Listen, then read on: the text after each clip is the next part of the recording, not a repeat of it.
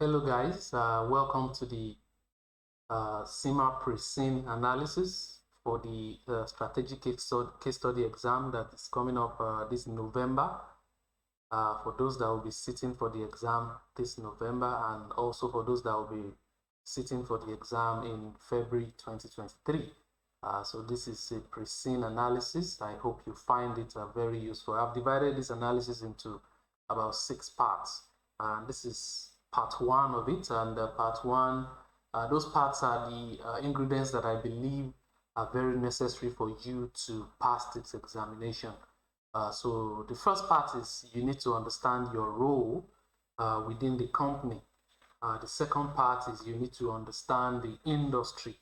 You need to understand the industry, and the industry is the one that CIMA has given to you in particular, the industry that is in the case itself.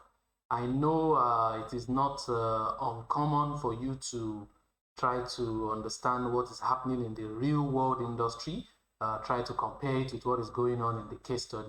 However, CIMA has said several times that this is very unnecessary. The industry has been explained very well for you in the case, and you really do not need to go outside of the case study again to do some. But if you do, it's an additional knowledge and additional advantage for you. So if you find out that you have the time, then you can go ahead to do it. But in the analysis that has been given to you in the case already is very, very comprehensive, and it's very useful enough. And that's the second part. And the third part is the company itself. We're going to be looking at the company's business model. How does it create value? How does it define value? How does it deliver it? And how does it capture the residual value? And then the fourth part is looking at the latest developments and the news. Usually at the towards the end of every CIMA case study, they will give you some news, some developments that are happening currently in the industry. And then the last part, we're going to be looking at the evident and non-evident issues. So while we are reading through the case, it will be very, very clear and obvious that there are some issues that CIMA wants you to focus on. So we're going to discuss and highlight all of these issues. And there are some issues that are not quite evident, but they can be tested in the exam. So you need to be aware of this as well, and you need to prepare for them. So without wasting our time, let us look at the first part, which is your role. So I've looked at the CIMA case study, and I've studied a lot of CIMA exams throughout my years of experience tutoring this, and I've discovered that there are about six roles that CIMA wants you to play as a senior finance manager. And I've summarized all of these roles into an acronym I call LEADER. So the L stands for long-term thinking.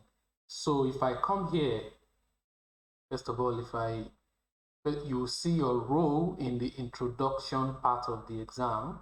So CIMA says you are a senior manager.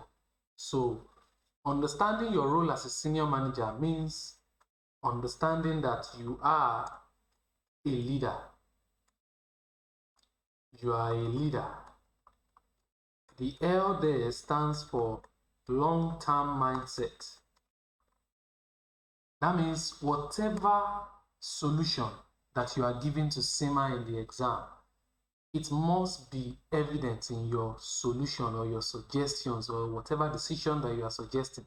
It must be evident to them that you have a long-term mindset. You must be thinking about the long-term implication of whatever it is that you are suggesting.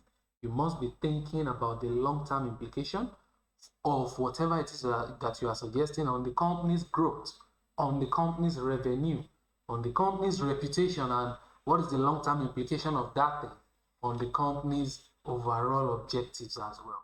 All of these things are the roles that you will play in the exam. The E stands for ethics.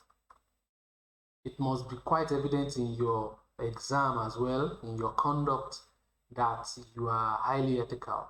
You must uphold high integrity, confidentiality, objectivity, professional behavior, professional competence, all must be reflected in your answers.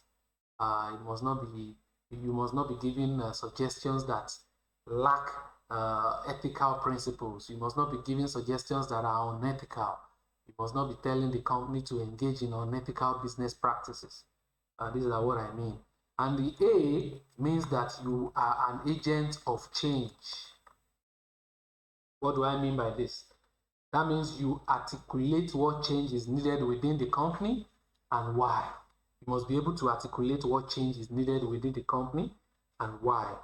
You must act as a figurehead for the change process, and you must help deal with problems and conflicts that might arise. That is what I mean by you must be an agent of change. The D stands for digital champion. Digital champion. You must be a digital champion. You must be very agile and savvy. It must be reflected in all your answers as well. You must be able to rethink the company's business model to ensure that it is digitally strategic in nature. You can do this by applying artificial intelligence, cloud and mobile computing, big data, blockchain, data visualization, 3D printing, process automation. All of these things must be reflected in your answer so that the examiner can see that you are truly a digital savvy person, a digital champion, and a leader that can lead a digital transformation in the company. The next E stands for ecosystem manager. You must be an ecosystem manager. What do I mean by this? You must have an ecosystem mindset. I understand that companies nowadays do not exist in isolation. A lot of companies have ecosystem around them. They exist in an ecosystem. So who are the customers? Who are the distributors? Who are the suppliers? Who are the regulatory bodies? Whatever decision that you are taking, you must have all of these people at the back of your mind. They are all stakeholders of the company, and you must have them at the back of your mind. Whatever it is that they do can affect your company, can affect your business, and whatever it is that you do can also affect them either positively or negatively. So you must have them at the back of your mind when you are suggesting anything. You must think and manage the business with an ecosystem mindset. You must understand fully that the company does not exist alone, and other stakeholders must be managed and considered in all decision making. While the last R that must be reflected, and this is the role that you must play in the exam, is you must be a risk manager. You must be a risk manager. There are several risks that must be considered when you are suggesting a solution to the company. You have the financial risk, country risk, reputation risk, regulatory risk, strategic risk, cyber risk, and a lot of other risks. When you are giving any suggestion or when you are giving any answer, all of this must be reflected in your answer. We must see that you have considered all of this risk. You must tell us how you have considered them, and you must tell us the mitigating factors. So these are the roles that you must play in the exam.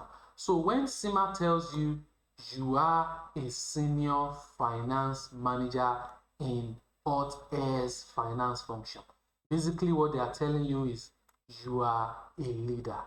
You are a leader.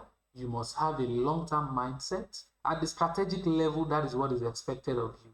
You must have a long-term mindset. You must be ethical. You must be an agent of change within the company. You must be a digital champion. You champion the digital strategy. You utilize a lot of digital tools to make sure the company achieves its objectives, to make sure the company has a competitive advantage. Then you must also be an ecosystem manager. You must have an ecosystem mindset.